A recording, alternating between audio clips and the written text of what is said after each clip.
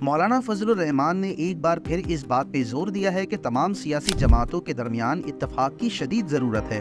اس کے بغیر کسی بھی قسم کی کانسٹیٹیوشنل امینڈمنٹ ممکن ہی نہیں۔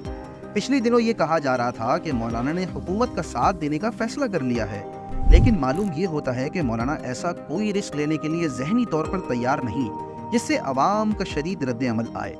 اس بات کا ذکر انہوں نے دوبارہ JUI کے مرکزی امیر بننے کے بعد پریس کانفرنس میں کیا۔ نئے الیکشن کے ذریعے مولانا ایک بار پھر 5 سال کے لیے JUIF کے امیر منتخب ہو چکے ہیں، جبکہ مولانا عبدالغفور حیدری پارٹی کے جنرل سیکریٹری منتخب ہو چکے ہیں۔ وزیر اعظم شہباز شریف جو کہ اس وقت UN جنرل اسمبلی کی شرکت کے لیے لندن میں ہیں، انہوں نے بھی مولانا کو JUIF کی پریزیڈنٹ کے طور پر دوبارہ منتخب ہونے پر مبارکباد دی۔ مولانا کا کہنا تھا کہ کسی بھی قسم کی امینڈمنٹس کا مقصد کسی شخص کو فائدہ یا نقصان پہنچانا ہرگز نہیں ہونا چاہیے، اور اس بات کا خدشہ بھی ظاہر کیا کہ سیکیورٹی اداروں کو اس خطرناک حد تک طاقت ملے گی جو ملک کے لیے نقصان دہ ثابت ہو سکتی ہے۔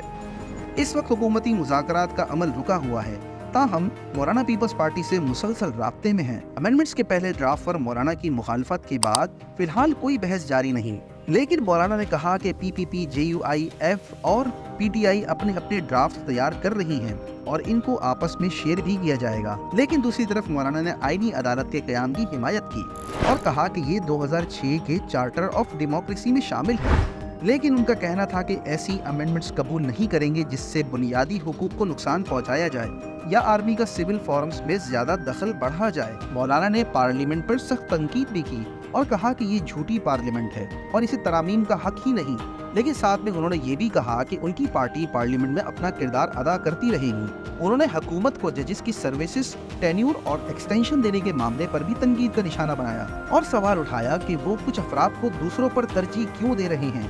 ایک سوال کے جواب میں JUIF کے چیف نے دعویٰ کیا کہ 2018 میں فاٹا کا خیبر پختونخوا میں مرجر امریکہ کے دباؤ پر کیا گیا تھا۔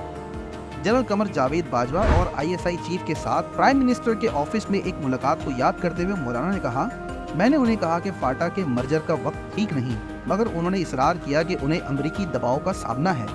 حکومت کی PTI کی پبلک ریلی کو روکنے کے فیصلے پر تبصرہ کرتے ہوئے مولانا نے اس قدم کو غیر جمہوری قرار دیا اور اتھارٹی سے کہا کہ تنگ نظری سے کام نہیں لینا چاہیے۔ انہوں نے کہا کہ KP کے چیف منسٹر کو نہیں چاہیے کہ وہ صوبوں کو مرکز کے خلاف کھڑا کریں۔ ان تمام باتوں کے باوجود پاکستان کا سیاسی مستقبل خطرے میں دکھائی دے رہا ہے اور کسی بھی وقت حالات مزید کشیدہ ہو سکتے ہیں۔ فی الحال اتنا ہی۔ اگلی ویڈیو کے لیے چینل کو سبسکرائب کرنا مت بھولیے اور اپنی رائے کا اظہار کامنٹ سیکشن میں ضرور کیجیے۔